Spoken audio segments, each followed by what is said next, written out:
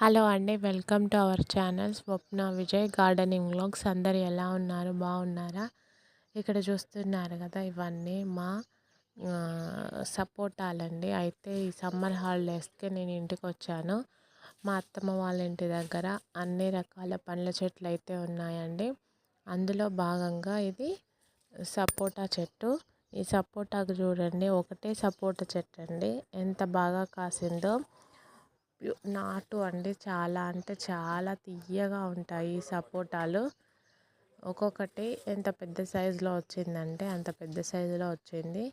దీనికి మెయిన్గా ఈ మొదలు ఏదైతే ఉందో ఆ మొదలు చుట్టూ అయితే ఎక్కువగా వాటర్ వేస్తూ, తర్వాత ఆవు పేడ ఆ విధంగా వేస్తూ ఉంటాము. దానికి బదులుగా ఇన్ని కాయలు అయితే వచ్చాయి చూడండి. సిటీలో అయితే ఇంత పెంచుకునే అవకాశం అయితే ఉండదండి. విలేజ్లో ఉంటే ఇదే లాభము. ఎప్పుడు ఏ చెట్టుకు ఏ సీజన్లో కాసిన పండును ఆ సీజన్లో అయితే తినేయచ్చు.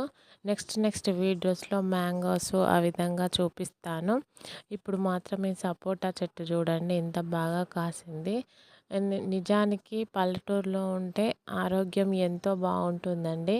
అక్కడ తగ్గట్టు వాతావరణము, ఆ పండ్లు ఎప్పుడూ స్వచ్ఛంగా తాజాగా లభిస్తూ ఉంటాయి.